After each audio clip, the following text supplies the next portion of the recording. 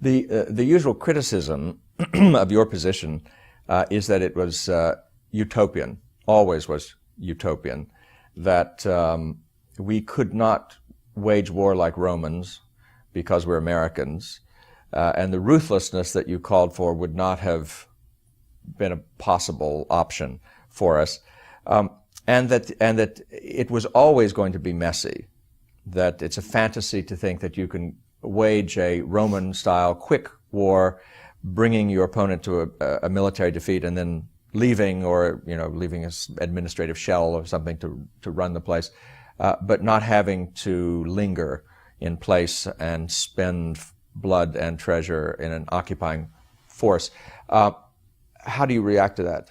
Well, first of all, I mean, I just finished reading Gibbon, which took me forever, and the Romans didn't go in and then leave. They stayed, and they spent a lot of money and treasure, and they made walls and roads, and they tried to hold on to what they had.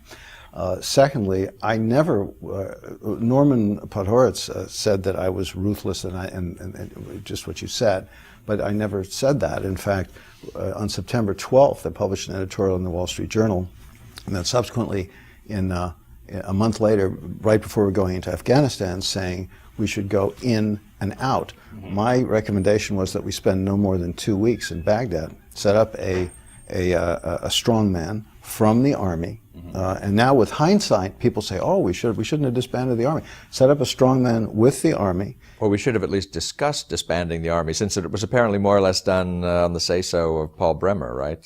Yeah, well, I mean, I don't think we should have disbanded the army, because that was essentially the backbone of the country. Had we done that, well, this was my plan. First of all, to go in much more strongly. A lot has been made about how this was record-setting speed and everything like that. I mean, if you actually look at the military history, that's a lie. It's simply a lie. Truscott moved faster from the south of France. Granted, he didn't have much opposition. The Third Army moved across France much faster. And the Israelis, moving through Gaza, which was urban, and the Sinai, the Mitla Pass and the Gidi Pass, moved at 3 or 4 times the rate, fighting a far superior army on conventional terms than what they had.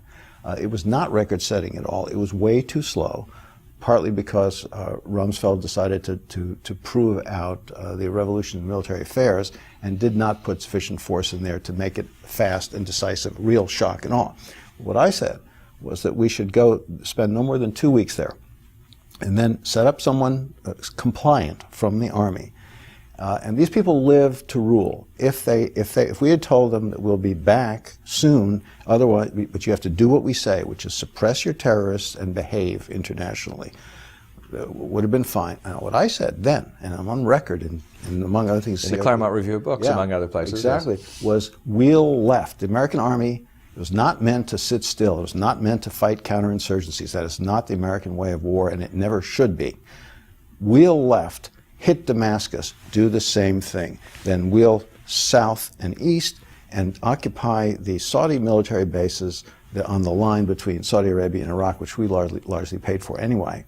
And that way you'd be within 3 days, full strength of Baghdad, Damascus, and Riyadh.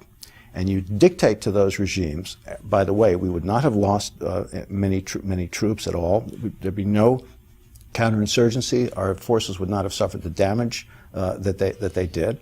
Our backs would be to the sea, which we own. It was a modern, which we sort of own. I mean, it was a modern infrastructure there to support military stuff. We would not have been vulnerable in Korea or elsewhere. We've been lucky in that, and our publics would not have soured on the war, nor would even the Europeans, because we would have won it.